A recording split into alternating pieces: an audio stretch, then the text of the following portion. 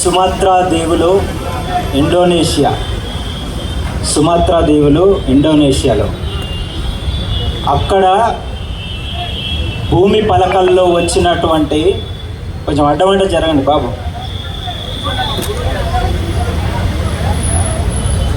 అక్కడ భూమి పలకల్లో వచ్చినటువంటి ఒక అలజడి, ఒక ఒత్తిడి ఏం జరిగింది చివరికి తెలుసా? చెప్పండి, ఏమన్నా తెలుసా ఎవరికన్నా? ఈ భూగోళంలో సునామీ వచ్చింది.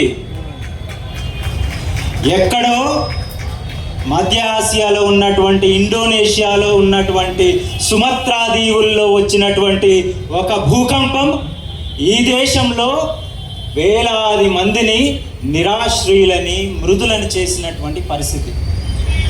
మరి దీనికి రిజర్వేషన్లకు ఏంటి సంబంధం ఉంది? బుద్ధుడు చెప్తాడు, ఈ ప్రపంచంలో మార్పుకు ఏది అతీతం కాదని చెప్తాడు లార్డ్ గౌతమ బుద్ధ. ఇది ఈ యాజమాన్యం కూడా గుర్తుపెట్టుకోవాలి, ఈ ప్రభుత్వం కూడా గుర్తుపెట్టుకోవాలి.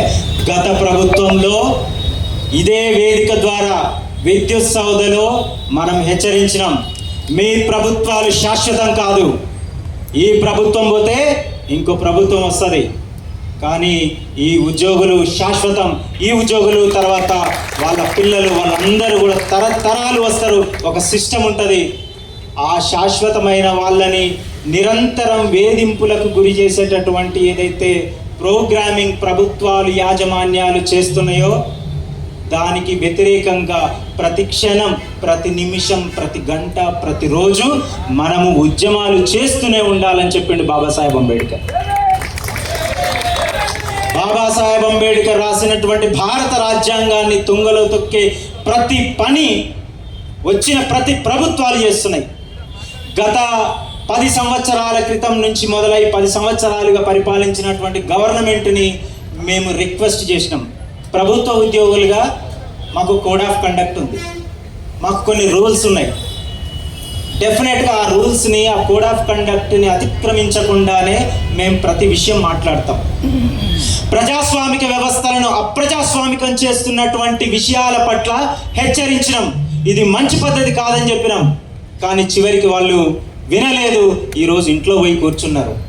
ఇది భవిష్యత్తులో ఏ ప్రభుత్వాలకు కూడా జరగకూడదు. మాకు ప్రభుత్వాల మీద ఎలాంటి కోపం లేదు, మేము రాజకీయ నాయకులం కాదు, ప్రజా ఉద్యమాలు చేసేటోళ్ళం కాదు, కేవలం భారత రాజ్యాంగాన్ని రక్షించే సైనికులం మాత్రమే. ఈ సైనికులు చెప్తున్న విషయాలను మీరు సీరియస్గా తీసుకోకపోతే డెఫినెట్గా సమాజంలో గొడవలు మొదలవుతాయి.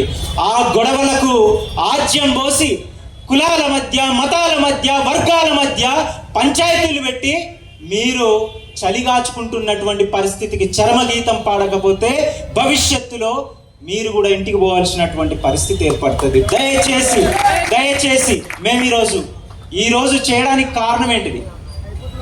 2021లో ఇదే విద్యుత్ సౌధ చీఫ్ ప్రభాకర్ రావు గారు ఇచ్చినటువంటి ఆర్డర్ నుంచి మొదలుకొని ఆ ఆర్డర్ ఇవ్వడానికి ముందు జరిగినటువంటి తతంగం, ఈ రిజర్వేషన్లు ఎవరు ఇచ్చిందండి?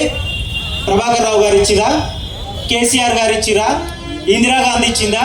రాజీవ్ గాంధీ ఇచ్చిరా? ఎవరిచ్చారండి? ఎన్టీ రామారావు ఇచ్చిండా? ఎవరిచ్చారు? ఈ రిజర్వేషన్లు భారత రాజ్యాంగం ద్వారా వచ్చినాయి. భారత రాజ్యాంగం ద్వారా సంక్రమించిన రిజర్వేషన్లు దొడ్డిదారిని తొలగిస్తామంటే మేము ఒప్పుకోమని చెప్పినాం. నువ్వు ఒక దారి పెట్టు, ఆ దారిలో ఒక పాత్లో ఏముందో రాయి, ఒక గైడ్ లైన్స్ రాయి, ఎక్కడి నుంచో గైడ్ లైన్స్ వచ్చినాయి రాయి, ఎక్కడి నుంచి ఆ జీవో వచ్చిందో రాయి, ఎక్కడి నుంచి కేబినెట్ అప్రూవల్ వచ్చిందో రాయి. ప్రభుత్వం